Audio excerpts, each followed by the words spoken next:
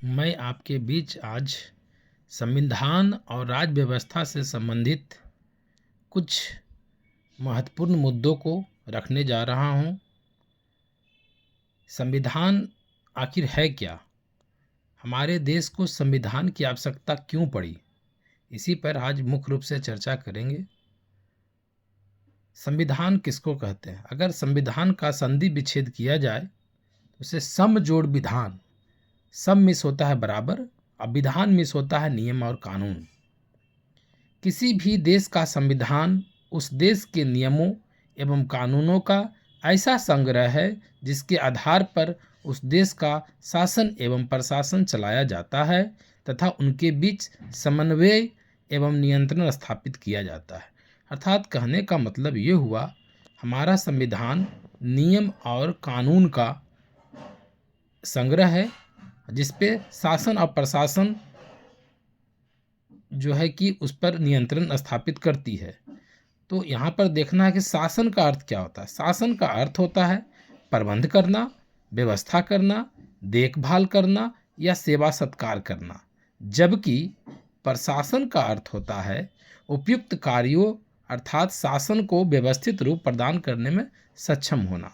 अर्थात संविधान जो है हमारे देश के लिए, जब हमारा देश 15 अगस्त 1947 को आज़ाद हुआ तो एक संविधान की आवश्यकता पड़ी और इस संविधान को एक हमारा देश का जो संविधान वो लिखित संविधान है, सबसे बड़ा लिखित संविधान है, जिसे लिखने में आप लोग को मालूम होगा कि 2 वर्ष 11 महीना 18 दिन का समय लगा था। तो इस संविधान के तहत ही हमारे देश में नियम और कानून के तहत जो है कि हम लोग चलते हैं। अब इसमें जो है प्रशासन, शासन और प्रशासन की व्यवस्था पर हमारा संविधान टिका हुआ है। प्रशासन में जो है 2 प्रकार का प्रशासन होते हैं, एक लोक प्रशासन और दूसरा निजी प्रशासन। अब आगे हम लोग देखते हैं संसद। संसद देखिए, संसद के कितने अंग होते हैं? संसद के प्रमुख 3 अंग होते हैं। पहला व्यवस्थापिका, दूसरा कार्यपालिका, तीसरा न्यायपालिका। 3 प्रकार के अंग होते हैं। अब भारतीय संसद का जो निर्माण हुआ, हमारा संसद 3 चीज़ों से मिलकर बना है ना। एक है राष्ट्रपति, दूसरा लोकसभा और तीसरा राज्यसभा, 3 को से मिलकर बना है। भारतीय मूल संविधान में अभी कुल अनुच्छेद 395 हैं, 12 अनुसूचियां हैं तथा 22 भाग हैं।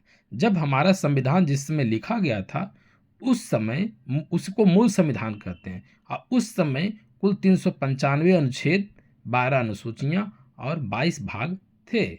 लेकिन अभी वर्तमान में अगर प्रश्न पूछा जाए कि वर्तमान संविधान में हमारा कितना अनुच्छेद है, तभी 470 अनुच्छेद हैं, अनुसूचियां 12 हैं, जबकि 25 भाग हैं। पहले 22 भाग था, 25 भाग हो गए। पहले 395 अनुच्छेद था, अब 470 अनुच्छेद है। मूल संविधान में 8 अनुसूचियां थी, परंतु वर्तमान में 12 अनुसूचियां हो गई है। अब ध्यान देंगे, बहुत ही महत्वपूर्ण चीज संविधान से संबंधित टॉपिक आ रहा है। 26 नवंबर 1949 ईस्वी को संविधान का निर्माण किया गया था तथा इसे अंशतः रूप से लागू भी कर दिया गया था। भारत अपना प्रथम स्वाधीनता दिवस 26 जनवरी 1930 को मनाया था। रावी नदी के तट पर भारतीय प्रतीक तिरंगा झंडा फहराया था। साथ ही यह संकल्प लिया गया था कि प्रत्येक वर्ष 26 जनवरी को भारत अपना स्वाधीनता दिवस मनाएगा। इसलिए 26 जनवरी 1950 ईस्वी में को जब हमारा संविधान पूरा बनकर तैयार हो गया था, उसे पूर्णतः रूप से लागू कर दिया गया था। इसी को उपलक्ष्य में हम लोग 26 जनवरी को स्वाधीनता दिवस मनाते हैं, गणतंत्र दिवस मनाते हैं। अब देखिए अनुच्छेद 1 में कहा गया है कि भारत राज्यों का संघ होगा, सभी राज्य मिलकर एक संघ का निर्माण करता है। उस 562 देशी रियासत थे उस समय।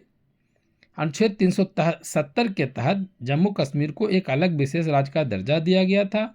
अनुच्छेद 371 में कुछ विशेष राज्यों जैसे सिक्किम, नागालैंड, मिजोरम। ये भी प्रश्न बहुत पूछता है।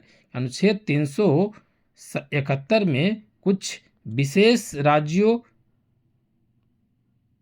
विशेष राज्यों जैसे सिक्किम, नागालैंड, मिजोरम, गुजरात, महाराष्ट्र, मणिपुर आदि राज्यों को विकास के लिए पूर्ण रूप से राष्ट्रपति बोर्ड स्थापित कर सकता है। अब देखिए, हमारा संसद जो तीन चीज से मिलकर बना है ना, राष्ट्रपति, लोकसभा और राज्यसभा। अब इसमें देखिए मुख्य मुद्दा पर हम लोग चर्चा करेंगे। विधेयक कहते किसको हैं? विधेयक जब किसी भी कार्य को संपादित करने या उस पर विचार करने के लिए जो प्रस्ताव रखा जाता हो या प्रस्तावित करने की बात कही जाती हो, वह विधेयक कहलाता है। आप लोग सुनते होंगे, जानते होंगे कि कोई भी चीज़, कोई भी मतलब कि सदन में कोई भी चीज़ पास होता है तो वह विधेयक के आधार पर ही पास होता है ना। तो विधेयक आखिर कहते किसको हैं? तो विधेयक उसी को कहते हैं जब किसी कार्य को संपादित करने या उस पर विचार करने के लिए जो प्रस्ताव रखा जाता हो, है ना, उसे विधेयक कहते हैं। विधेयक दो प्रकार के होते हैं। एक होते हैं धन विधेयक, दूसरा होता है वित्त विधेयक। धन विधेयक वैसा विधेयक जहाँ धन आता भी हो और खर्च भी कर दिया जाता हो, अर्थात धन का आना जाना ही धन विधेयक कहलाता है। यहाँ धन रुकता नहीं है, आता है और खर्च भी होता है, तो उसे धन विधेयक कहते हैं। अब वित्त विधेयक में क्या होता है कि वैसा विधेयक जहाँ धन सिर्फ आता ही हो, है ना, सिर्फ धन आता हो, अर्थात इस विधेयक में धन सिर्फ संचय किया जाता है, खर्च नहीं किया जाता वित्त विधेयक में। दूसरा है देखिए अधिनियम, किस विधेयक में पारित किया गया, किस अधिनियम के तहत पारित किया गया, ऐसा आता है। सुने होंगे कि कोई भी सदन में जब पास होता है तो विधेयक और अधिनियम के साथ ही पास होता है। फिर अधिनियम किसे कहते हैं? जब किसी भी विधेयक को पारित करना रहता है तो उसे अधिनियम के द्वारा ही पारित किया जाता है। वैसी व्यवस्था ही अधिनियम कहलाती है। अब तीसरा देखिए, बहुत ही इम्पोर्टेंट चीज़ है, महत्वपूर्ण चीज़ है, इस सब के बारे में जानकारी हम लोगों को होना चाहिए। भाषण किसे कहते हैं? जब किसी भी सभा या संगोष्ठी में किसी विशेष तथ्यों या मुद्दों पर किसी के द्वारा उसे बोला जाता हो तो वह भाषण कहलाता है ना। चौथा फिर है अभिभाषण। अभिभाषण किसको कहते हैं? जिसको किसी सभा में बोलने के लिए भाषण की रूपरेखा पहले से ही तैयार की जाती हो, यानी कि पहले से तैयार किया गया हो भाषण और उसे जाके खाली देखकर उसको बोल देना है ना, बोलना ही वो अभिभाषण कहलाता है। क्या कहलाता है? अभिभाषण कहलाता है। अब चलिए घोषणा, हम लोग सुनते हो कि सरकार द्वारा घोषणा की गई, तो घोषणा किसे कहते हैं? जब किसी भी कार्य को करने के प्रति या उसको लागू करने की बात कही जाती हो तो वह घोषणा कहलाता है। ठीक है। फिर है उद्घोषणा। इसमें वैसी घोषणा जो कहा जाएगा जो पहले से ही उसका प्रारूप तैयार रहता हो। कभी कभी देखते हैं कोई घोषणा का प्रारूप तैयार रहता है, सिर्फ आकर उसे पढ़कर ही उसे कह देना रहता, उसी को कहते हैं उद्घोषणा। अब आइए सातवां राष्ट्रपति। राष्ट्रपति का क्या योगदान है? राष्ट्रपति एक देश का प्रधान अर्थात सर्वोसर्वा होता है, उसे राष्ट्रपति कहेंगे, क्योंकि संसद के जो तीन प्रमुख अंग हैं, संसद के तीन प्रमुख अंग हैं राष्ट्रपति, लोकसभा और राज्यसभा, उसमें राष्ट्रपति का बहुत बड़ा योगदान होता है। उन तीनों पर अंतिम हुकूमत राष्ट्रपति का ही होता है। अब चलिए उपराष्ट्रपति जान ले। उपराष्ट्रपति किनको कहते हैं? संवैधानिक रूप से उपराष्ट्रपति कार्य वैसी अवस्था में है जब राष्ट्रपति किसी लंबी बीमारी के कारण छुट्टी पर हो। वैसी परिस्थिति में उपराष्ट्रपति राष्ट्रपति का कार्यभार अपने ऊपर ले सकता है, उसका निष्पादन कर सकता है, लेकिन मुख्य रूप से उपराष्ट्रपति का कोई कार्य नहीं है। विशेष अवस्था में ही जब समय आता है तो उपराष्ट्रपति का कार्य है, लेकिन ऐसे कोई उपराष्ट्रपति के कार्य नहीं है। अब आ जाइए प्रधानमंत्री किसे कहते हैं? देखिए एकदम सीधी सी बात है, इसको जान लीजिए। जो मंत्रियों में प्रधान हो, है ना, जो मंत्री में प्रधान हो, अर्थात संसद में जो पूर्ण बहुमत में जिसका सरकार बनेगा उसमें जो सभी मंत्रियों में प्रधान होगा वही प्रधानमंत्री कहलाएगा। एकदम दिमाग में हटा लीजिए। अगला है मुख्यमंत्री किसको कहते हैं?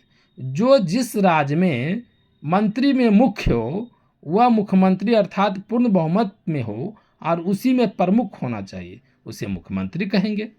और राज्यपाल किसे कहते हैं? राज्यपाल का कार्य किसी भी राज्य के संवैधानिक प्रमुख के लिए तथा केंद्र के प्रतिनिधि के रूप में कार्य करता है। राज्यपाल केंद्र के द्वारा भेजा जाता है। आप जानते होंगे कि राज्यपाल का जो कार्य है किसी भी राज्य के संवैधानिक प्रमुख के लिए तथा केंद्र के प्रतिनिधि के रूप में कार्य करता है। तो इस तरह से हम लोग आज बहुत कुछ जान गए। अब हम लोग आते हैं मौलिक अधिकार के बारे में। मौलिक अधिकार क्या है? मौलिक अधिकार किसे कहते हैं? मौलिक अधिकार वे अधिकार हैं जो संविधान की मूल विधि के द्वारा दिया गया है तथा इसमें किसी भी प्रकार का परिवर्तन करने के लिए संविधान में संशोधन करना पड़ता है। यानी कि जो भी मौलिक अधिकार हमें दिया गया है उसमें अगर हम कोई संशोधन करने के लिए करेंगे तो उसे क्या करना पड़ेगा? संविधान में संशोधन करना पड़ेगा, तभी जाकर होगा। मौलिक अधिकार का किसी के द्वारा हनन करने पर उसके विरुद्ध वह नागरिक सर्वोच्च न्यायालय का शरण ले सकता है। अर्थात अगर किसी को लगता है कि हमारे मौलिक अधिकारों का हनन कोई किया है तो आप जाके न्यायालय का शरण दरवाजा खटखटा सकते हैं। मूल संविधान में, ये बहुत ही इंपॉर्टेंट प्रश्न है, मूल संविधान में संपत्ति के अधिकार जो अनुच्छेद 31 में था पहले, उसे अब समान अधिकार के रूप में अनुच्छेद 301 में रख दिया गया है। अब एक प्रश्न और बहुत इंपॉर्टेंट है, संपत्ति के अधिकार को मूल संविधान से संविधान के 44वें संशोधन द्वारा 1978 ईस्वी को इस मौलिक अधिकार से बाहर कर दिया गया। आप जानते हैं कि मौलिक अधिकार पहले 7 था, अभी 6 है मौलिक अधिकार। उसमें संपत्ति के अधिकार को जो है 44वें संविधान संशोधन द्वारा सन 1978 ईस्वी को इससे बाहर कर दिया गया। अगर किसी विषय को अनुसूची में डाल दें तो वह न्यायालय के परिधि से बाहर कर दिए जाएंगे। अब आइए, भारतीय संविधान में कुल 22 भाग हैं और इन 22 भागों के अंदर ही सभी 395 अनुच्छेद और उस अनुच्छेद के संशोधन को सम्मिलित किया गया है। इन 22 भागों में जो भी रखा गया उसका वर्णन नीचे किया गया है। भाग 1 में क्या क्या है आप जान रहे हैं कि 22 भाग है, हर भाग में हर अनुच्छेद को रखा गया है ना। हर भाग में कौन किस भाग में किस अनुच्छेद को रखा गया है उसके बारे में, किस में मौलिक अधिकार को रखा गया है, किस में नीति निर्देशक तत्व को, किस में मौलिक कर्तव्य को, सभी के बारे में हम लोग जानेंगे। भाग 1 में इसमें संघ एवं राज्य क्षेत्र को रखा गया है, संघ एवं राज्य क्षेत्र को रखा गया है। इसमें अनुच्छेद 1 से 4 तक का वर्णन किया गया है। ठीक, भाग 1 में अनुच्छेद 1 से 4 तक का वर्णन किया गया है। अनुच्छेद 1 में कहा गया है कि भारत राज्यों का संघ होगा। यह भी प्रश्न कभी कभी पूछता है कि अनुच्छेद 1 में भारत राज्यों का संघ होगा, है ना। अनुच्छेद 2 में कहा गया है कि किसी भी विदेशी राज्य के किसी भी भाग को मिलाने, अधिग्रहण कर दे इत्यादि इस अनुच्छेद में रखे गए हैं। अनुच्छेद 3, इसके तहत भारत के किसी भी राज्य का नाम, क्षेत्र, सीमा, क्षेत्रफल इत्यादि में परिवर्तन अनुच्छेद 3 के तहत किया जाएगा। ठीक है, यहाँ 3 अनुच्छेद देखे हम लोग। अब देखिए भाग 1 में आया अनुच्छेद 1 से लेकर 4 तक। अब हम लोग भाग 2 में देखते हैं। भाग 2 में इसमें भारतीय नागरिकता से संबंधित बातों को रखा गया है जो कि भारतीय संविधान के अनुच्छेद 5 से 11 तक है। भाग 2 में अनुच्छेद 5 से 11 तक रखा गया है जिसका वर्णन है। इसमें नागरिकता देने तथा छीनने का प्रावधान दिया गया है। भाग 2 में अनुच्छेद 5 से 11 तक रखा गया है, इसमें नागरिकता देने और छीनने का प्रावधान किया गया है।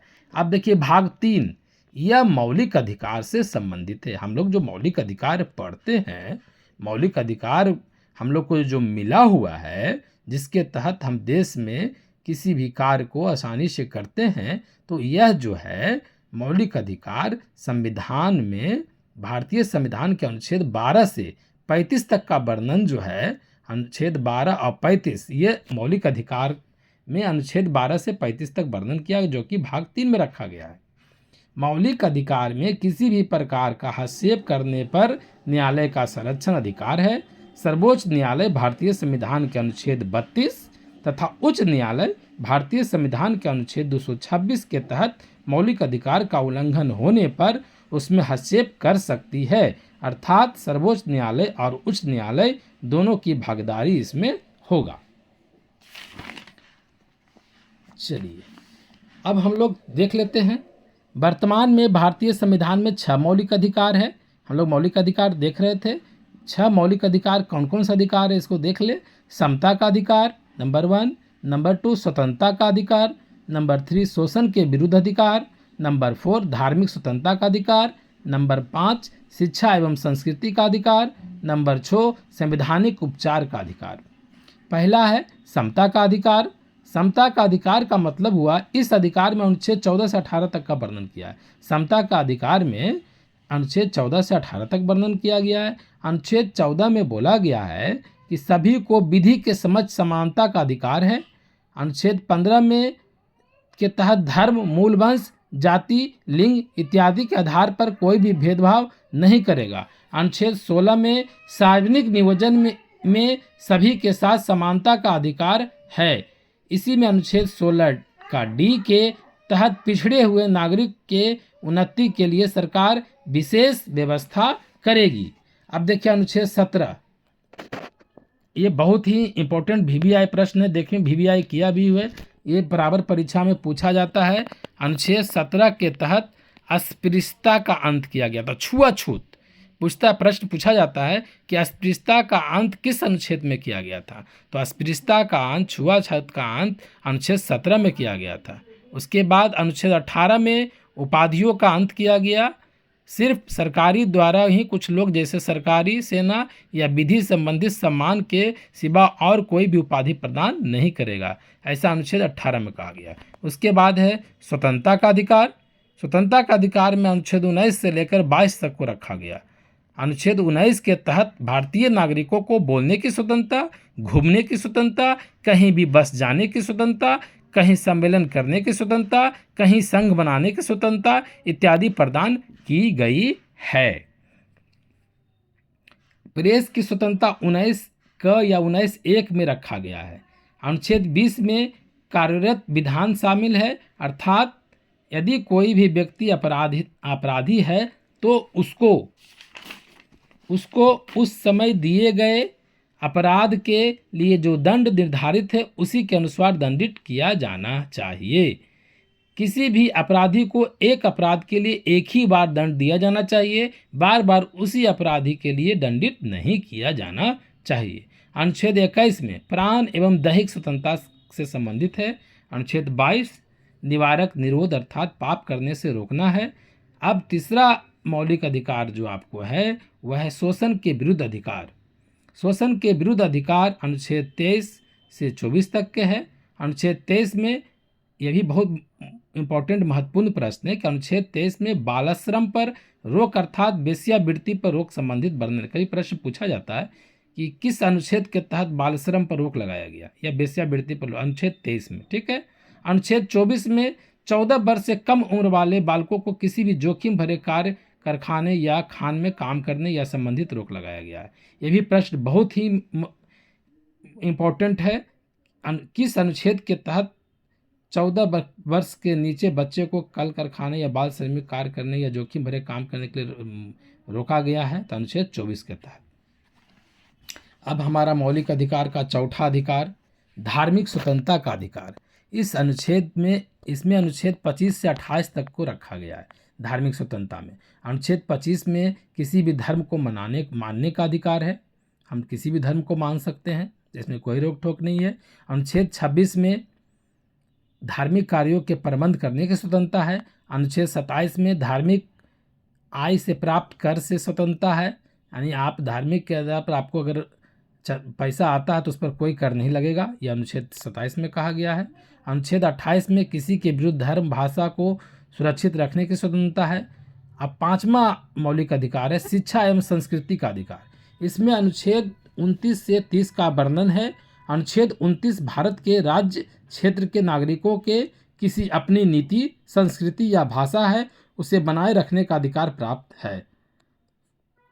अनुच्छेद 30 में अल्पसंख्यकों को शिक्षा संस्थानों की स्थापना तथा प्रशासन करने का अधिकार प्राप्त है। अब आ जाइए मौलिक अधिकार का अंतिम छठा, संवैधानिक उपचार का अधिकार। इसमें अनुच्छेद 32 से 35 तक का वर्णन किया गया है। अनुच्छेद 32 से 35 तक का वर्णन संवैधानिक उपचार के अधिकार में किया गया है। अनुच्छेद 32 के तहत ही यह अधिकार प्रदान है कि अगर किसी के द्वारा मौलिक अधिकार का हनन होता है तो उसके खिलाफ सीधे सुप्रीम कोर्ट में जा सकते हैं। यह अनुच्छेद 32 में कहा गया है। अनुच्छेद 32 के तहत सर्वोच्च न्यायालय मौलिक अधिकार के उल्लंघन होने पर कुछ रिट निकालती है, जो इस प्रकार है। बंदी प्रत्यक्षीकरण। अगर कोई व्यक्ति अवैध रूप से बंदी बनाया गया है तो उस व्यक्ति को सशरीर उपस्थित करें तथा बंदी बनाए जाने के कारण स्पष्ट करें। अगर वह अवैध रूप से बंदी बनाया गया हो तो उसे मुक्त करने की इजाजत देता है। दूसरा है परामर्श।